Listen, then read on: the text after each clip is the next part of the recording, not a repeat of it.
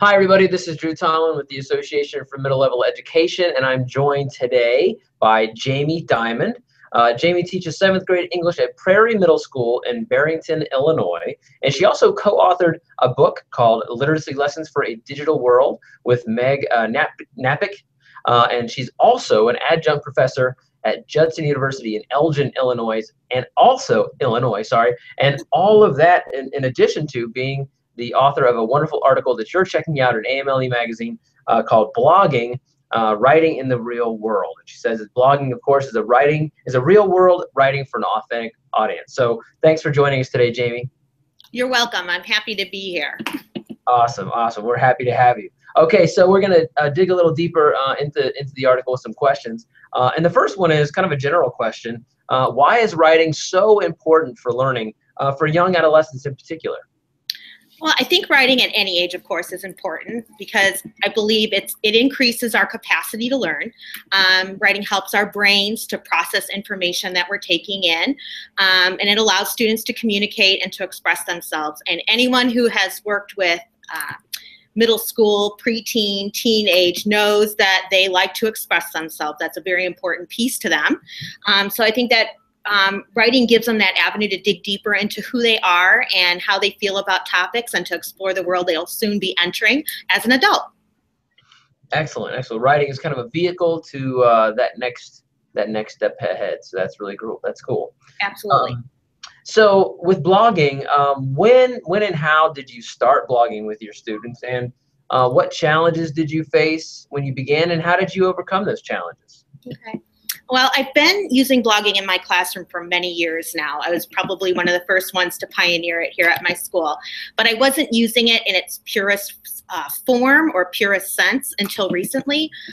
In the past, I've used blogs to respond to class readings where I was writing the prompt and the kids were just simply commenting on it. So that's kind of the way I made my way, put my toe in the water, so to speak. And then I was assigning my students to do reading blogs. So again, not in the purest sense, but it replaced what I was doing in a journal, in a notebook. And we started doing independent reading logs on a blog.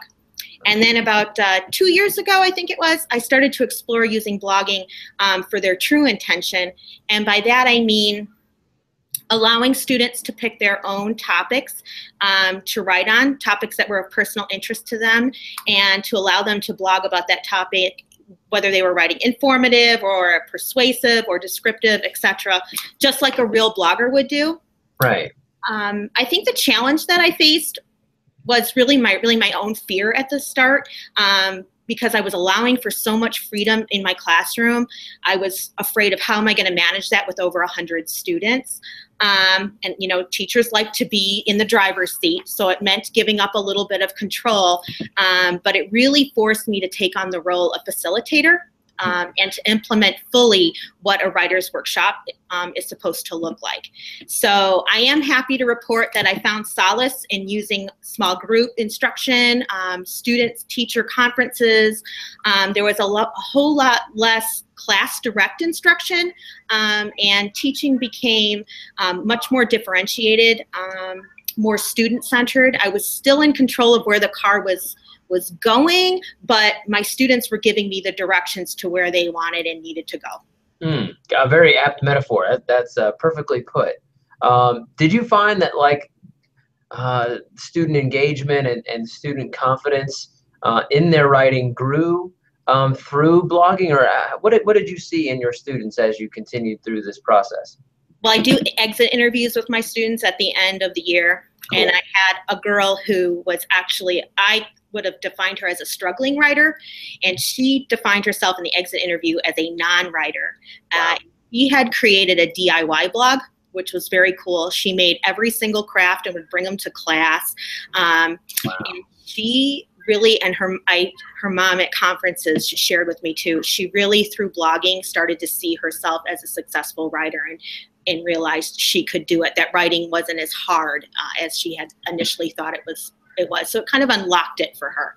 God, that's wonderful. So blogging was the key to unlock that. That's wonderful. Really cool. So obviously in this interview, as well as in the article, you share such great information about how you prepare students and yourself for the blogging experience. What do you think about this? How should teachers prepare families, the families of students, about blogging so they also feel comfortable and knowledgeable about this new technologically driven format? Well, I think first, I'm very fortunate. I work in a school district that really promotes the use of technology, and my school is all one-to-one. So technology is embedded in everything we do, and there's a lot of parent communication on the district level. I think that if it weren't at the district level, I think teachers need to have a plan in place. They need to go to their administrators, showing what blogging can do, maybe gathering evidence, articles that are written about blogging. I know there's a lot out there on it now, and maybe just coming up with a solid plan for what they want to use blogging for and how they want to use it. And I also promote it at back to school night with my parents, just as an authentic way to write for a global audience. And I show several examples of student blogging at back to school night. And I've had parents comment to me, more than one, where they're like, boy, you know, I never got a whole lot of use out of 5-paragraph essay writing in the real world. I wish I could be a part of your class and experience this real world writing that you're doing in your classroom. So I think parents, they do see it, they get it, because they've experienced writing in their own school careers. Yeah, right.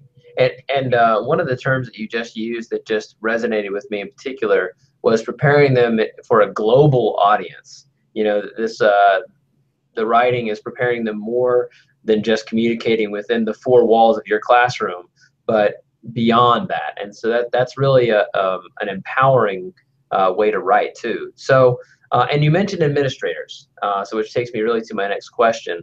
What can middle level leaders and administrators do to support teachers who want to try blogging with their students? I think I hear this whenever I'm teaching my class, my grad level class, or I'm out presenting at different conferences, is that they need professional development time. We can't expect teachers to use technology that they are not educated in using. So we have to empower them and give them the training that they so desperately want and need, and I feel like they're not getting.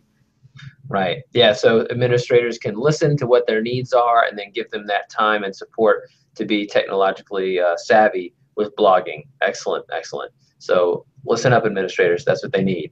I think they also need to empower them too, to break out of the boxed curriculum and to be able to step outside and be creative and to use authentic things like blogging and not be so stuck in program. Right, exactly. I'm battling that myself.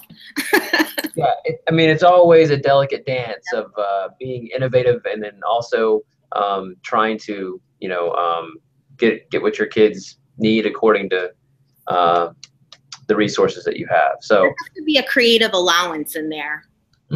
That's the term, creative allowance. Well put, Jamie. Goodness. All right. So since you're obviously in the advanced group, we're gonna hit you. We're gonna hit you with a metaphorical question, one that I always love to ask. It's a food related one. If blogging was a food for middle level education, what kind of food would it be and why, Jamie? Okay, let me see. Well, blogging really has to be a main course. I think a big juicy piece of prime rib, because I think I have braces right now and I'm meat restricted. So it would have to be the biggest piece of prime rib I could get my hands on. But on a serious note, I think blogging definitely is a main course. It can be the platform in which you facilitate writing instruction in your classroom. It should take center plate, and it should just be a side dish or a dessert. Wow, that was wonderful. So it can on a Monday, you pulled it through. I'll tell you what. That's right. So the prime rib, so it can carry the whole meal. That's right. It can.